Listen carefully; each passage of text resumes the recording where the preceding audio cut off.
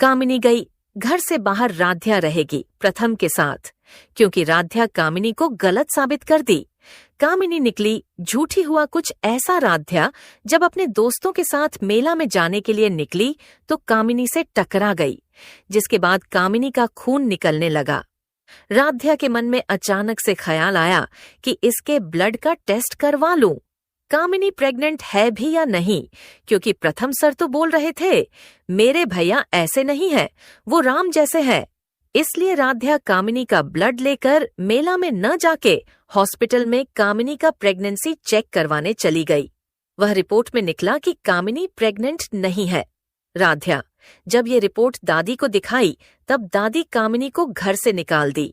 बोली, तुम मेरे घर को बिखेरने आई थी, जायदाद हड़पने आई थी, मेरे बेटे पर झूठा इल्जाम लगाई थी कि उसका बच्चा तुम्हारे पेट में पल रहा है। अगर आप राध्या के सपोर्ट में हैं तो इस वीडियो को लाइक और चैनल को सब्सक्राइब करके कमेंट में आई सपोर्ट राध्या जरूर लिखें। मेले में जाने की बजाय राध्या सीधे अस्पताल पहुंच गई। रास्ते भर उसके मन में एक ही सवाल घूम रहा था कि क्या सच में कामिनी प्रेग्नेंट है या फिर वह पूरे परिवार को धोखा दे रही है। अस्पताल पहुंचकर उसने अपने जानने वाले डॉक्टर से मदद मांगी। डॉक्टर पहले तो हैरान हुए कि वह बिना कामिनी की जानकारी के यह जांच क्यों करवाना चाहती है, लेकिन जब राध्या ने पूरे परिवार की स्थिति बताई तो डॉक्टर भी गंभीर हो गए।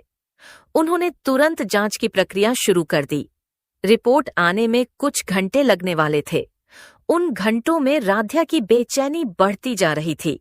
उसे लग रहा था कि अगर उसका शक गलत निकला तो वह बहुत बड़ी गलती कर बैठेगी, लेकिन अगर उसका शक सही निकला तो पूरे परिवार की जिंदगी बदल जाएगी। आखिरकार जब रिपोर्ट उसके हाथ में आई तो उसकी आंखें हैरानी से फैल गईं।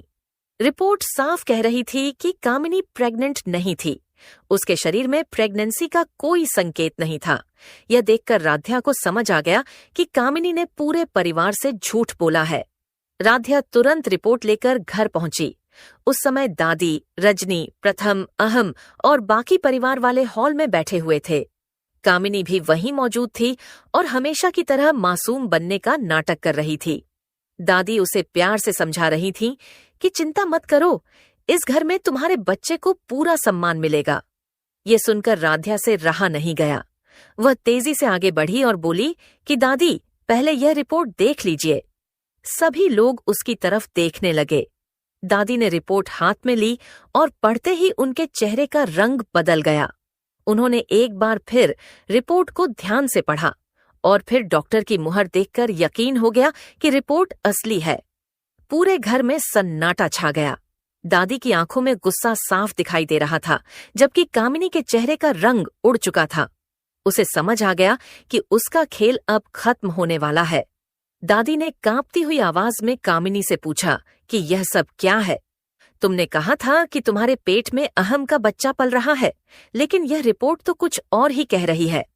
कामिनी के पास कोई जवाब नहीं था। वह बार बार नजरें चुराने लगी। अहम भी हैरानी से उसे देख रहा था। उसे याद आने लगा कि कैसे कामिनी ने रो रो कर उस पर आरोप लगाया था और कैसे पूरे परिवार ने उसकी बात पर विश्वास कर लिया था। प्रथम भी स्तब्ध था। उसे विश्वास नहीं हो रहा था कि एक लड़की इतनी बड़ी साजिश रच सकती है। जब कामिनी कोई जवाब नहीं दे पाई तो दादी जोर से चिल्लाई और बोली कि सच बताओ, आखिर तुम्हारा मकसद क्या था?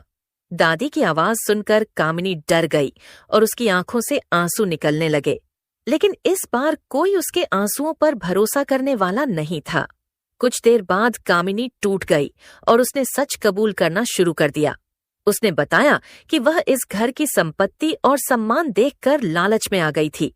उसे लगा था कि अगर वह अहम के बच्चे की मां बनने का झूठा दावा कर देगी तो परिवार उसे अपनाने पर मजबूर हो जाएगा। फिर धीरे धीरे वह घर की बहू बनकर सारी संपत्ति पर अधिकार जमा सकती थी। उसकी बात सुनकर सभी लोग स्तब्ध रह गए। रजनी को अपनी गलती का एहसास हुआ कि उन्होंने बिना जांच किए उस पर विश्वास कर लिया था। अहम के मन में गुस्सा भर गया क्योंकि उसकी इज्जत पर झूठा दाग लगाया गया था। प्रथम की मुट्ठियां भींच गईं क्योंकि इसी झूठ की वजह से राध्या और उसके रिश्ते पर संकट आ गया था। पूरे परिवार को महसूस हुआ कि अगर राध्या समय रहते सच्चाई सामने न लाती तो उनका परिवार बिखर सकता था। दादी का गुस्सा अब अपने चरम पर पहुंच चुका था। उन्होंने कामिनी की तरफ उंगली उठाकर कहा कि तुम इस घर को तोड़ने आई थी। तुमने हमारे बेटे पर झूठा इल्जाम लगाया। तुमने हमारे परिवार के विश्वास के साथ खिलवाड़ किया। तुम्हें इस घर में रहने का कोई अधिकार नहीं है। दादी की बात सुनकर कामिनी उनके पैरों में गिर गई और माफी मांगने लगी, लेकिन इस बार दादी का दिल नहीं पसीजा। उन्होंने साफ शब्दों में कहा कि जिसने एक बार इतना बड़ा झूठ बोला हो उस पर दोबारा विश्वास नहीं किया जा सकता। उन्होंने घर के नौकरों को बुलाया और आदेश दिया कि कामिनी का सामान बाहर रख दिया जाए। यह सुनकर कामिनी के पैरों तले जमीन खिसक गई। कामिनी रोती रही, गिड़गिड़ाती रही, लेकिन परिवार का कोई सदस्य उसके पक्ष में नहीं बोला। सभी को उसकी असलियत पता चल चुकी थी। अहम ने कहा कि अगर राध्या यह सच्चाई सामने नहीं लाती तो शायद जिंदगी भर मैं इस झूठे आरोप का बोझ उठाता रहता। प्रथम ने भी राध्या की तरफ गर्व से देखा। उसे महसूस हुआ कि उसकी पत्नी ने न सिर्फ उसके परिवार को बचाया है बल्कि उसके भाई की इज्जत भी बचाई है। राध्या के मन में कोई घमंड नहीं था। वह सिर्फ यही चाहती थी कि परिवार में सच और विश्वास बना रहे। उसकी आंखों में संतोष था कि उसने सही समय पर सही फैसला लिया। जब कामिनी का सामान घर से बाहर रखा गया तो वह आखिरी बार परिवार की तरफ उम्मीद भरी नजरों से देखने लगी। उसे लगा कि शायद कोई उसे रोक लेगा, लेकिन ऐसा नहीं हुआ। दादी ने साफ शब्दों में कहा कि आज के बाद इस घर से तुम्हारा कोई संबंध नहीं रहेगा।